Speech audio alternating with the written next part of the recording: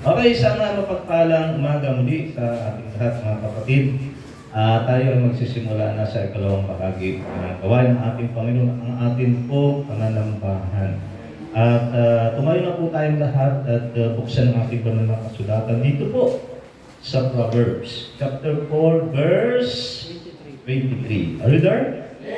Basahin natin. Bible says, keep the heart with all diligence, for out of it are the issues of life. Ay po'y sumandaling manalangin. Panginoon, Diyos, kami po ay nagpapasalamat para sa paggabay ng iyong salita ngayon. Ang mundong ito ay nakikiayo sa masama. At ang aming puso ay madaling natatangay. Buksan mo po ang aming mata para makita kung saan mayroong mga blind spot sa aming buhay. And silence all distraction in this room. At hayaan mo po, Panginoon, ang katotohanan ang magpatibay sa aming mga audio sa umagang dito. Sa pangalan ng aming Panginoon Jesus. Amen. Thank you and be seated. Okay. Ang ating paksa ay may kinalaman po sa pagbabantay sa ating puso. Pinamagatan natin itong every Christian must guard his own heart. Alam niyo may kasabihan na you are what you say or do. Alam niyo bakit? Kasi yun yung pinupukusan mo sa buhay. Amen? The word keep in our Hebrews, Proverbs 4:23, not sar in Hebrew, is a military term, meaning to guard. Amen? So itong Proverbs 4:27, Solomon's wisdom literature warns that the heart, not the physical organ, represents our mind, intellect, and will. And it is the invisible control room of our thoughts, choices, motives, and character. Alam niyo, maraming Kristiyano ngayon na-absorb ang toxic cultural data daily without realizing it overflows into their character. Diba? Kasi ganun yun eh. Utak natin kung anong in-input mo dyan, hindi ng output. Napakadelikado mga kapatid. Pag hindi tayo naging mapagtantay sa ating puso. Kasi sa buhay na ito, marami mga obsession. Amen? So, for Proverbs 40:20-27 outlines 5 practical steps to guard our heart. So, do we do it? Una, guard your ears. Verse 20-21. Ayan.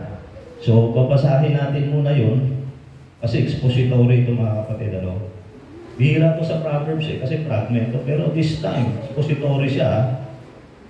20:21, sabi dito, let not depart from thine, verse 20, my son, attend to my word, incline thine ear. Have you heard that? Thine ear, tainga, unto my saying, guard your ears. Okay? So ito ba yung pinipilter natin o sinasala? Yung mga napapakinggan natin, for example, musika. Kasi minsan we are total aware. Sometimes, musical background. Pero input yan. Kasi ang mind natin, hindi lang tayo yung pinapanood. Parang wire yan. Kumukonect yan, bumili-restore sa ating subconscious mind without realizing na nagiging familiar ang utak natin. In the long run, nanonormalize niya ang isang bagay, nagiging habit natin, at ang ating reaksyon ay nagiging automatic. Ay, ba't ko ba nasabi yun? Ba't ako nag-react sa ganung sitwasyon? See? Guard your ears. Hindi lahat po ng ating napapakinggan ay totoo at tama. Amen. Diba? It can be deceiving. Okay? So, hindi lang yun yung mga tao nakakausap natin araw. Meron mga taong toxic people. Alam Alam niyo ba na kung ano yung lumalabas sa bibig ng tao, yun ang laman ng dibdib? May mga tao pag nakausap mo, pag nagmura, parang chicharo, lutong-lutong ba? Alam mo yun? Diba? Toxic yun. Hindi mo alam, hindi mo pansin, pero naririnig mo yun, bumirehistro. Ito, isa sa mga senses natin, ang sense of hearing natin. Papasok yan sa subconscious mind natin. Mamaya, hindi mo namamalayan, parang bigla ka na lang, parang nakapag ano ka? Ay, ba't mo sa bibig ko yun? Hindi dapat sabihin yun Diba? Philosophies. Yan, sa social media, mga kapatid, maging mapagpantay tayo. Ang daming pinupost. Yung iba ay mga self-help, mga motivational words, no? Na ang akala natin ang ganda. Halimbawa, the best revenge is success. Oh, parang pinahintulutan. Mabiganti.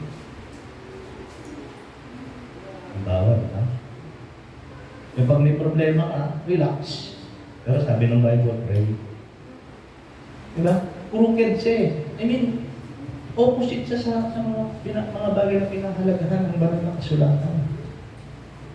Ang mga aklat, ang mga movie, music, by nature is spiritual yan. At nakakapag-input yan repeatedly. Kapag yan, kahit na napapakinggan mo yan ng kahit hindi mo i-memorize. Mabubulat mo, bigla kang kumanta. Ay, word song yun Ano nasa nyo na yan? Kasi meron tayong mga pase. Inlove tayo sa mga love song, di ba? Sometimes, gina-justify, di, wala masama doon, love song yun, di ba? Diba? So, yun filtering the sounds, voices, and philosophies you allow into your consciousness. Ano po kasi nasana? Kasi hindi lahat ng ating napapakinggan ay makakabuti sa atin. And it can be deceiving. Amen? So, bakit tainga? Tainga is a primary gate. Gate yan eh. Sa ba kayo dumaan kanina, papasok dito, ating local church. Di ba sa gate? Pintuan yan. Kaya bukas tingnan mo, dalawa tayo na natin. Di ba naman yung listening sa hearing, di ba? Ang hearing narinig mo, pero hindi mo inunawa. Ang listening, habang pinapakinggan mo inuunawa. Pero ibang ating tainga, kahit hindi mo siya pinuunawa, at as long as it hears something, nagre-raise ko yan, the subconscious mind. Amen? So, parang ganito lang yan Faith comes from hearing. And hearing by the word of God. Likewise, ganun din ang pagkukompromise sa mundo. Alam nyo, sinasabi natin, di tayo compromiser. Hindi halata. Pero sa totoo lang, compromiser tayo. Hindi nyo lang pansin. Meron tayong mga salita na napulot na basura na napulot natin sa sanlibutan at dinajustify natin. For example, better late than never. Pero late ka pa rin mo. Justification technique, di ba? Ibig sabihin, may napakinggan ka niyan. Basura yan. Tapos steward tayo ng pakinggan. Di ba? Be on time. Amen? So, for example, a catchy, worldly song lyric sticks in your mind without you trying to memorize it. Bakit ko na kanina. Diba? Sino dito hanggang until now is in love pa rin sa mga love song, mga worldly love song? Meron akong kilala, hindi natin kasama rito Ano din daw siya, Christian din daw siya. Pero, wala akong nakikita masama siya sa pakikinig ng love song. Love song yan Pero pansinin ninyo at maging observant kayo. Sa love song, wala gusto silang dalawa lang.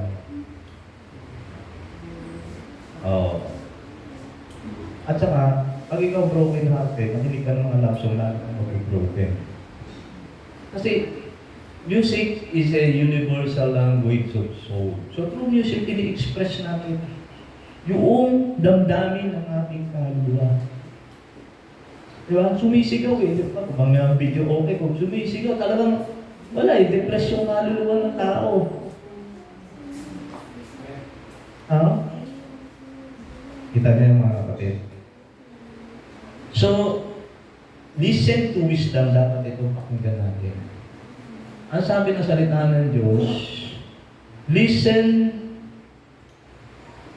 or keep thy heart with all diligence. With all diligence. Military term guarding.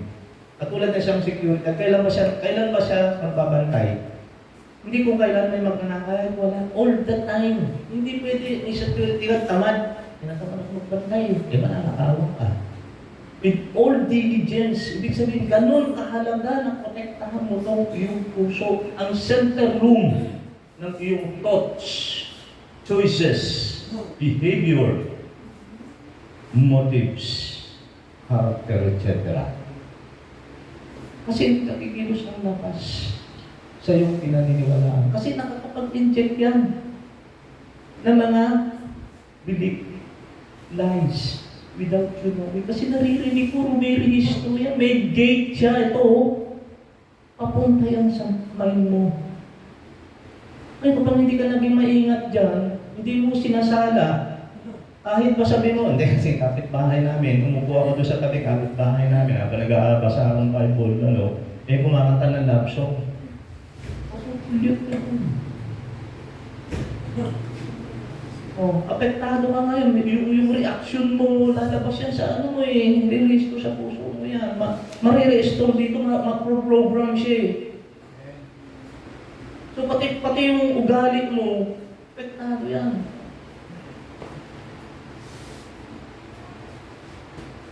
Amen? So, yun, listen to wisdom, filter out toxic gossip. Ito, masarap pag-usapan. Bakit sikat sa buong mundo ang ano? Yung isumbong kay Tulfo. Kasi pinagtitismisan ang buhay ng may buhay sa buong mundo. Masarap pag-usapan yung tismis eh. Di ba? Siguro ito. Ano ba? Di ba? Parang pulutan sa kanin ng kape. Buhay ng may buhay.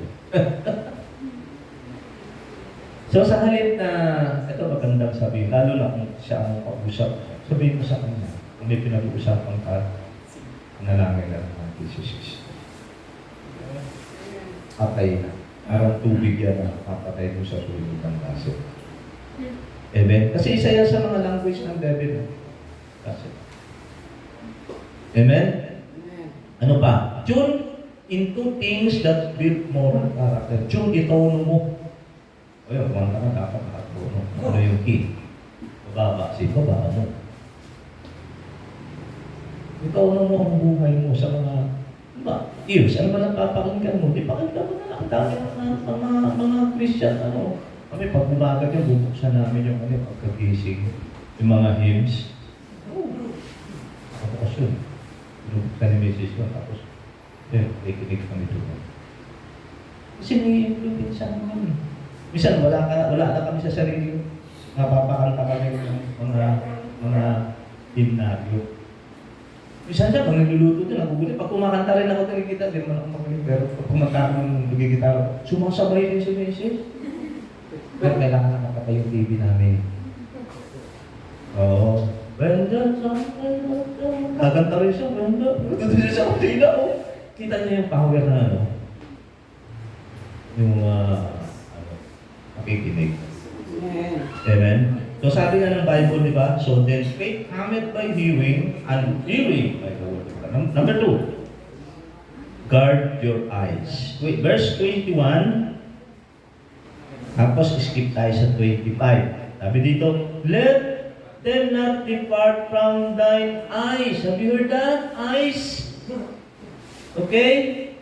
Keep them in the midst of thine heart. So verse 25, let thine eyes look right on, and let thine eyelid look straight before thee. Ano daw babantayan natin? Sabi ng salita ng Diyos, guard our eyes. Ito ba yung controlling your visual focus and deliberately turning away from ungodly sights? Napakahirap gawin. Look around us. Our eyes is the windows of soul. Diba? At yan ang gate, dumadaan. Re-rehistro na naman niya sa subconscious mind natin. Ngayon, kung ano yung pinapanood mo, ginagaya mo yun. Kaya ang mga pinapanood din. At doon ngayon, naroon ang iyong puso. Kasi naglalaan ka doon ng panahon. Naglalaan ka doon ng effort. Nandun din ang interest mo. Right? Ito ang mahirap yan. Behind closed doors, when no one is around you, the devil is taking advantage of you. Kasi mag-aano yan sa alay yan. Wala naman nakakawin. Ano rin mo na yan? Ano ba pinapanood mo ba? Horror movie. Yung mga pansinin nyo lang, ayun, trending yung sa mga paarakan. Ang daming violenting ano. Ang mga mag-aaral. Balita, di ba? May pinupok lang ng mga pinupok kayo, namatay. May sinaksak, namatay. May ganun pa rin. Bakit? Bakit sila violente? May factor yan, may pinaghuhugutan yan eh. May input. May output eh. Hindi yung nangyari nung time na yun. Ibig sabihin, matagal na nila. Marala. Lalaro sila ng online games na violente. Lumirich ito sa subconscious. Mamaya, gagawin mo yan. Without you realize it na ito ay nasa. Nandun na. Amen? So, the eye is the lamp of the body. What you stare at eventually become. Tulad ni Eva, di ba? Bakit ang yan? The forbidden fruit mo sa gitna ng garden. Ang palaising. Ang hinigiskapis lang. Tapos, dahil magandang tingnan. Siguro makikita ko. Hindi ko alam. Hindi naman apple yun. Wala. Tapit nila. Hindi eh. Sarap siguro kayo. Ngayon, yung sinabi ng devil, hindi magiging parang Diyos ko dyan. At malalaman mo ang mabuting masarap. Masarap kami katulad ng Diyos. May pride of life. May progression yung channel of temptation. Last of the eyes. Nakita mo na last of the test. Tapos, ang pride of life. Very tempting. Diba? So, hindi ko may konsekwensya. The entire human race ay nahulog sa kasalanan at kamatayan. Grabe, diba? Katindi mga kapit. So, look, sabi ng Bible, look straight ahead of godly goal. Avoid visual distraction. Keep scripture before you. So, dapat may goal ka. Iwan sa'yo. Kung ano yung mga ngayon, aware ka na, maging ano ka, selective ka sa mga pinapanood. Kasi ang tipo kasi ng laman natin, manood na mga horror movies, saan takot-takutin mo yung sarili mo, di ba? Tapos pagka matutulog ka, talaga ito makalambo kasi nakatutok sa iyo yung pintuan, baka biglang mayroong sumilip doon. In the imagination mo di ba? Tapos anong pinapanood, mga violenting, ano yan eh, ma-adapt mo yun, in the long run. Amen? So yun, look, magkapat may goal tayo, iwasan natin ang mga visual distraction. At ang banal na kasulatan ay gamitin natin arang pinaka-filter ka. Ano pinapanood? Kasi pagka-aware ka na, matulong ba sa akin? Kasi kung gagamitin ng jablo ito na okay, para ma-infiltrate niya ako, yung mind ko ng mga lies, kukontrolin ako nito in the long run. So, mo na. Pagka sa TV, ipipat mo na yung channel. Discipline ang kailangan dito. Diba? Kahit yun, nandito na taga may strategy. Gusto ko talaga nalaman mo yung gusto panurin. Mga gospel movie o mga violent, diba? Kaya. ipagpatuloy. Desisyon na muna siya. Okay. Sabi nga sa Psalms 101 verse 3a, I will set no wicked thing before my eyes. Sabi ni David.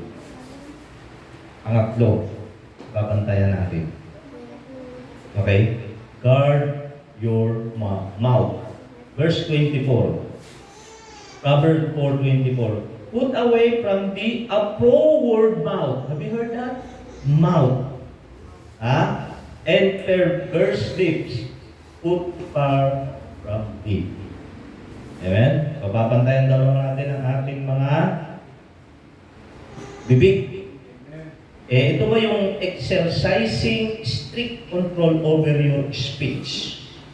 Sabi, narinig ko ang hapon sabi ng Brother Ops. So, kawaya-kaway sila doon yung mga sa bakit? Kasi, nagbiruan sila, binigo nila yung hindi naman nila kaano yun. Akala ng pagkakaya. Sinabihan na, hindi, gusto mo mamatay, meron mo na ng anak. Eh, sumagot yung hindi nila kapananampalataya. Kayo nga, ganyan nga kayo eh.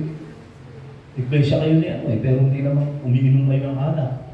Nag-review patuloy sila. Minsan kasi may marami siyang pagbibiro hindi nararapat na mayroong mga taong masasaktan.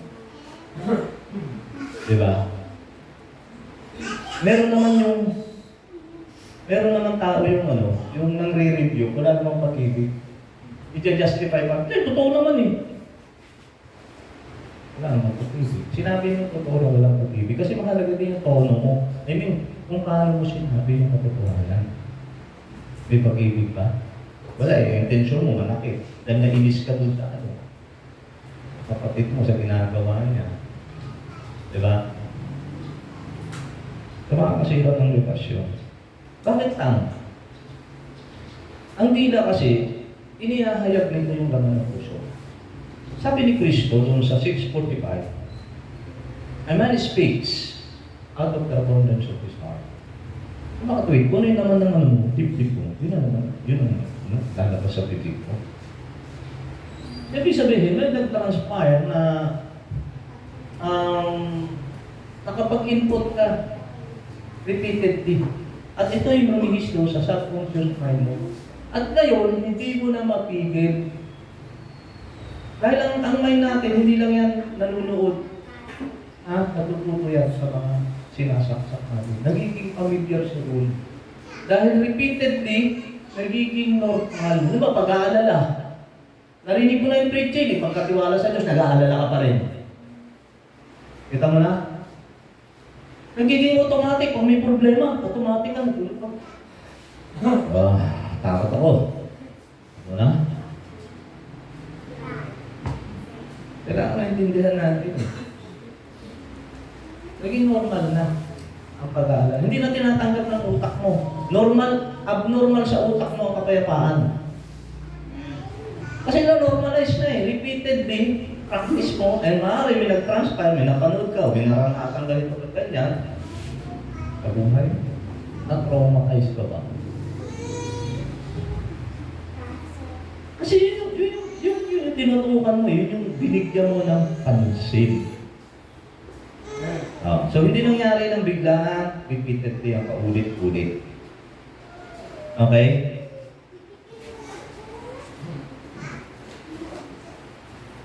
So, illustration natin dyan a tiny rudder steers a massive ship just as a small tank director. Si James eh.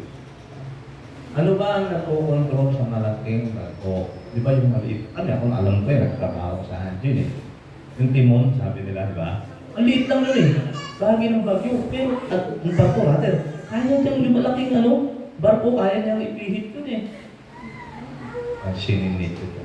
Ewan ko, kung naranasan nyo na. Meron kayong narinig na isang salita mula sa isang tao. Nagbago ng buhay nyo. Kano ka-powerful ang salita. Makikilusin ka nito. Eh kung hindi ka mapagbantay sa sarili mo, baka paniwalaan mo yun. Hindi tama. O kontrolin ka nito. Amen.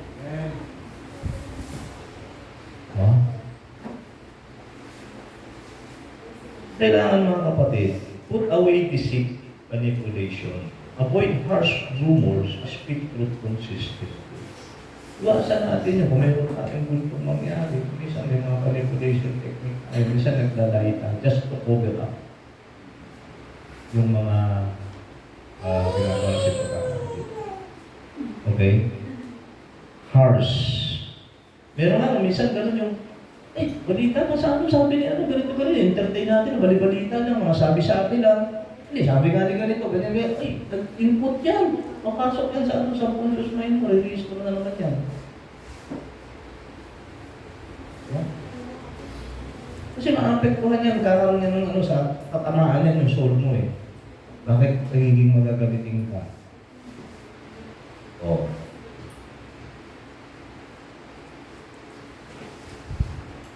Sabi naman na nakasulatan that no corrupt communication proceed out of your mouth. Amen? Number 4, verses 21 and 22. Mine, basahin natin. Let them not depart from thine and keep them in the midst of thine heart. Okay. Verse 22, for they are life unto them that find them and to all their flesh. So, dito, sinabi ang ginamit is heart. So, there is referring to sa mind natin. Ano ha? Kasi kung ano yung bagay na pinagtutunan mo ng isip mo, duroon din ang puso mo. I mean, kung ano yung pinupukusan mo, may tendency kasi magkayamanan mo yun. Ang kayamanan ay hindi lang tumutukoy sa pera. Saan ka ba mayaman? Mayaman ka ba sa idea? Mayaman ka sa kaibigan? Mayaman ka sa takot? Nagiging puso mo yun eh. Yung kasi yung puso, yung parang obsession, yun, nandun ang interest mo. Therefore, nandun ang time mo lahat. Ang energy mo, binubuhos mo doon. Kaya, pwede mo nga maging Diyos-Diyosan yun in the long run eh. Kasi marami ng oras ang kinukuha nito sa iyong buhay. Kaya sabi ng Diyos, bantayan ninyo ang inyong utak. Kasi utak natin parang dadako, lilipat. Diba? Kumisan yung ay natin, nag-1 eh, diba? Kailangan rendahan eh. It is a matter of discipline again. Diba? Ito madalas, decision sa akin ni Brother Ross. Kasi siyempre bata ko siya sa panahon. Kasi nung araw ganyan din ako. Malikot ang isip. Kung ano yung naisip, walang direksyon kung ano yung isip na papasok. Nag-rito, parang may takot. Dati ganun din ako. Uncontrollable yung isip. Kung bagas parang kausap mo, kung ano-ano paksa yung sinasabi, pag nirefine ka ng Panginoon, refine ka. Hindi ka ganun steady ka lang. Almado ka lang. Diba? I-refine ka lang ng Panginoon. So, ito yung actively taking thoughts captive and filtering information through Scripture. Sabihin parang hinuhuli mo siya. Diba ganun? Tapos sinusuri mo. Ano ba ito? Sa isipan ko ito. Ako natatakot. Dahil basta kinutuban na lang ako, nagpalpitate yung heart ko, ewan ko ba? May ganyan eh. O, diba? Sa trabaho, pag may problema, may aberya, o kinakabahan tayo. Bakit? Kasi meron in the previous, in the past, meron ka naranasan ka na traumatize ka, okay? May nagsabi sa'yo na, hindi, ikaw talaga supply yung ano mo eh. O, di naniwala ka na doon sa dice. Lumiringis mo sa mind mo yung supply ka. Kaya nga, yung reaction mo, automatic yung sarili mo, hindi, puro supply yung gagawin mo. Ano pangyayari na siya? Ang kapatid. Pwede na itong masakin ng buuin ng buhay mo. Ay, bilang isang Kristiyano, ipinter mo siya. Ito panana, salita ng Diyos. Meron nga nabasa sa social media na apektuhan ka. Ano ba ito? Kasi sabi ng salita ng Diyos eh. Hindi gagawin ng Diyos, makakutin niya ako. Bakit tinatakot nito? Reviewin mo. Amen? So, bakit mine? Mine is the ultimate battlefield. Bago mangyari ng isang krimen, kung bubuksan mo yung utak ng isang taong kriminal, the plan has already took place before its execution. Amen? Nandun na eh. Ano ang kahihinatnan ng mga estudyante na naglalaro ng mga violent online games? Magiging violent yan.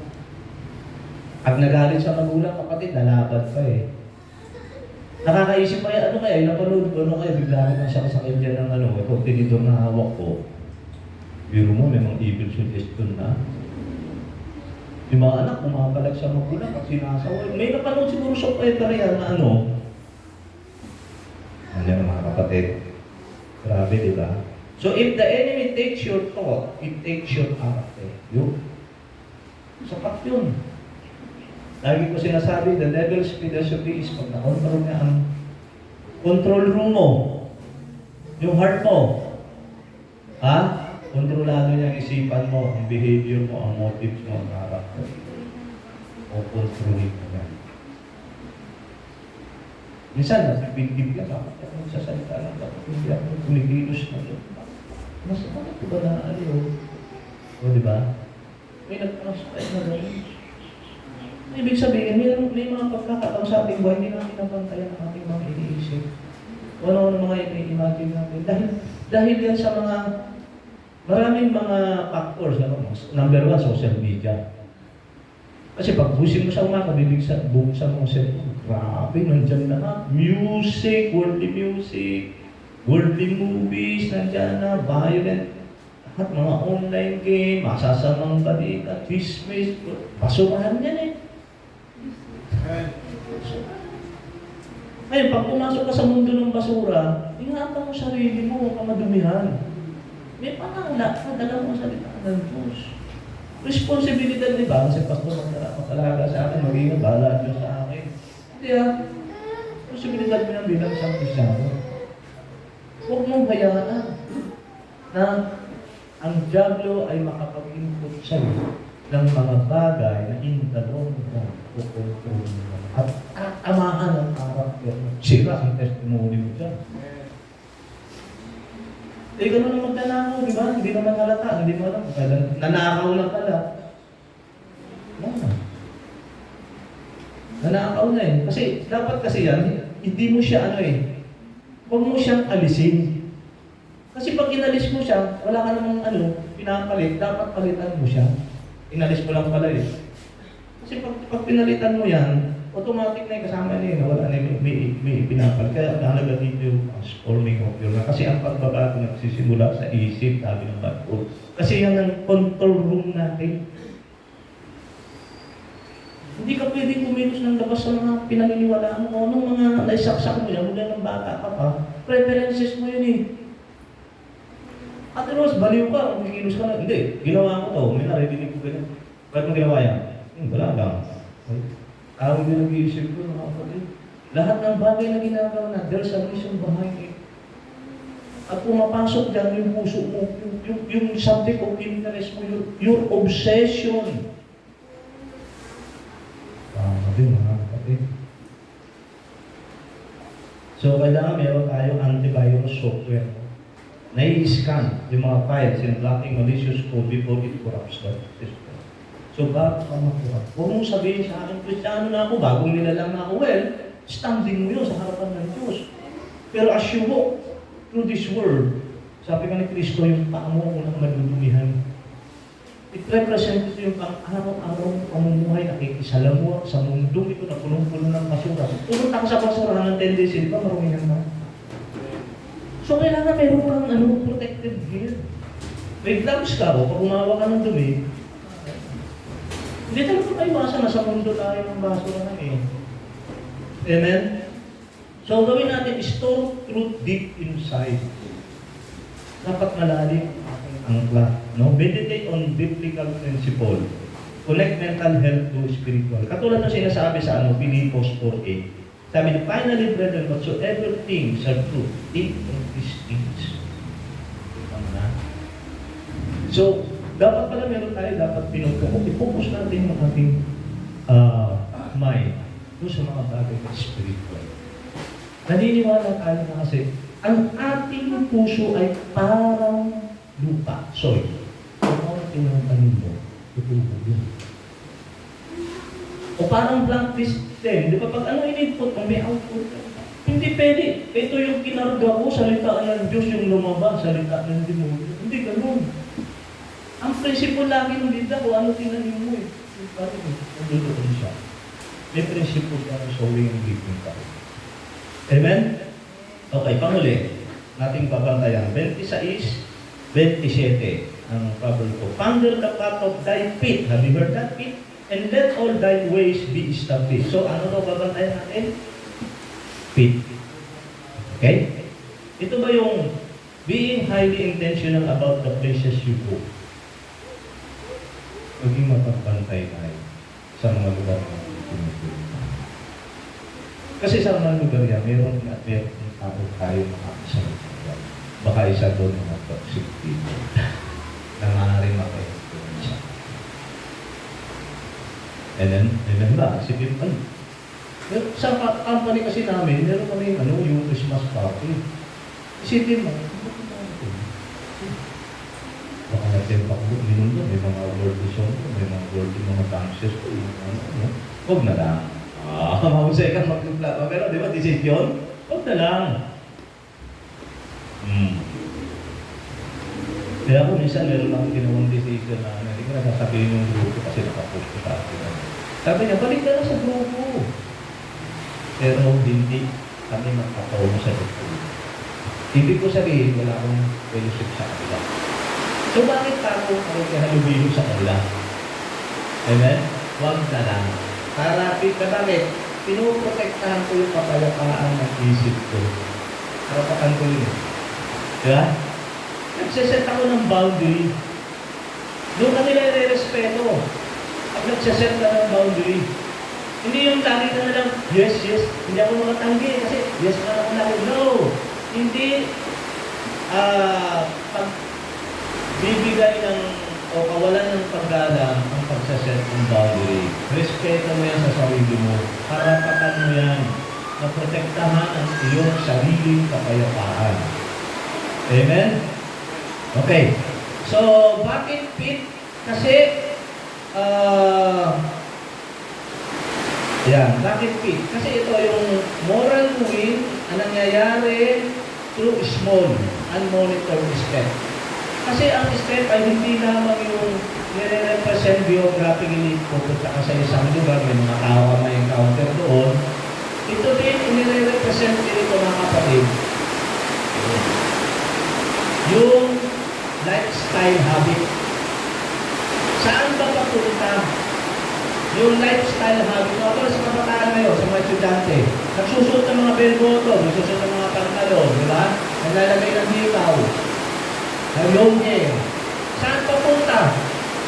Magiging worldly ka. Unti-unti kang hinuhulma ng mundong ito into a worldly Christian. So, be watchful tayo mga kapatid. Ha? Okay? So, sabi naman na nakasulatan, o parang ano to? GPS. Katulad ng GPS, di ba? Ito, madalas ginagamit ng mga driver. GPS tracking device para hindi ka maligaw. Bago mangyari ng sasakyan mo mapunta o ma-corner na doon sa isang dead end, mag-a-alarm yung GPS. Going to ano ka na? Dead end na dyan. U-turn ka na. Ganon. So, salita ng Diyos parang GPS ito. No? Magsasabi ito, magbibigay ito ng direksyon para hindi ka maligaw. Kaya, stay connected to the Word of God. Amen? Sabi nga daw sa Psalms 119, verse 105, Thy word is a lamp unto my feet and a light unto my path. So, importante na ating timbangin ang mga consequences before acting. Make structured life choices. Ibig sabihin, dapat organisado ka mo. Sabihin, may program ng buhay mo. May mga bagay na hindi mo Amen? So nakaset ko, parang nakaprogram yung utak mo. Di ba parang ang isang utak, parang yun lang din yung gagawin niya eh. So mahirap gawin ito kasi may struggle. Pero kasi, sa biyaya ng Diyos, yung hindi desire ng heart mo, tutulungan ka tulong mo ngayon. Kaysa naman yung wala kang wala kang tempo, wala kang struggle. Ano mangyayari sa atin? Nanakawit lang ito ng kaaway. At magugulang na lang tayo na, ang dami na palang nawala sa akin. Di ba? Una-una, yung doctrine of holiness, wala na sa iyo. Okay? Yung testimony mo, wala na. So, sabi ni Kristo, yung asin, pag nawala ng alat, wala nang gamit yun. Sa madaling sabi, Kristyano ka, pero wala ka ng gamit. Para ka na rin matula. Ibig sabihin yun. Pero gusto mangyari yung gawin sa kawalan, maging miserable tayo. Hindi na identity natin kay Kristo. We are more than conquerors, di ba? Bakit tayo na? Anxious. Bakit hindi natin kulang-kulang tayo? Di ba? May biyaya ako sa lahat ng bagay na tayo nakatakot na wala. Kasi ang diablo, binabaliktad niya. Yung isang bagay na mawawala sa'yo, hindi mo alam, yung bagay na mawawala sa'yo, yun ang bagay na magkakaroon. Ano yung ibig sabihin? Ililigtas ka na ng Diyos. Ang isang kasi, lack of faith. Nangingibabaw yung pagkakakaroon. Oh, chief, nawala yan. Amen. Okay. So mga kapatid, victory in a corrupt world requires absolute vigilance. Kailangan alis ko tayo. Vigilante over ears, eyes, mouth, mind, and feet. A holy life does not happen by chance. Hindi ko sa makakarating na doon sa buhay ng may kamanahan. Hindi siya accidental. So it requires intentional daily boundaries. Lagyan mo lahat ng bako. Di ba pag may lote tayo, nilalagyan natin ng bako? Kasi pag lumampas ka doon, ano ka na, trespassing ka na, di ba? O, baka mapahama ka doon, marinig ka doon ha. So alam mo yung tiyo. Alam mo kung saan lugar ka lang tiyo. Alam mo kung saan ka pinahintulutan ng Diyos. Malaya ka, okay. Sabi ng Panginoon, malaya kayong kainin lahat ng pumpas dito sa garden mo, hindi maliban doon sa pwede. Nagalayahan na doon. Safe ka doon. Okay? Pero hindi nawawala yung ating free will. So, yun, balik ako sa salita ng Diyos. Guard your heart to protect your testimony from the enemy's traps. Huwag mo mayang nakawin o abutin. Huwag mo ilagay yung sarili mo sa lugar na abot ka may ganun. Kaya nga nilalagay mo ng boundary. Bakit pa may boundary? Di ba? To protect your property from the thief. Hindi mo, who never knows when the thief comes. Pero kapag secure kasi yung property mo, may peace of mind ka. Amen? So, ang salita ng Diyos, ito, may mga boundary na ito. I-apply sa iyong buhay. Okay? So, napapatid, a Christian who guards nothing will eventually lose much. Alam mo ba? Isang Christiano walang binamaltayan. Maraming nawawala sa kanya. Amen? Okay. Ay, kung lahat tayo tumayo at manalangin tayo. Ating kung yung ating mga mata at kausapin natin mga prayer po dito. Tayong lahat, mga kapatid, ay nasa ilalim ng patuloy na spiritual pressure araw-araw. Yung social media, yung ating mga pakikipag-usap, yung ating mga habit, may mga unguarded or mga poisonous or toxic people around us. At ang buhay na may kabanalan ay hindi siya nangyayari by accident. Ito ay intentional. Alin bang gate ang napabayaan mong bukas sa iyong buhay ngayong linggo? Ikaw ba ay lumalakad sa daan na nagbibigay ng pagpaparangal sa ating Diyos. Kung ang iyong spiritual wall are broken, talk to God. May kailangan tayong ayusin. Huwag natin hayaan na ngayon na ang ating puso ay unguarded. Repent and let God restore our defenses. And make a commitment. I will guard my heart, Lord. In Christ's name, we pray. Amen. Everybody says Amen. Amen. So meron isang talata kong babasahin, Jude 1:24. Sabi dito, and now unto him that is able to keep you from falling and to present your faultless before the presence of his glory with exceeding joy. Amen. Kung may sign na Diyos, ang alam niyo, God alone be the greatest glory. Amen.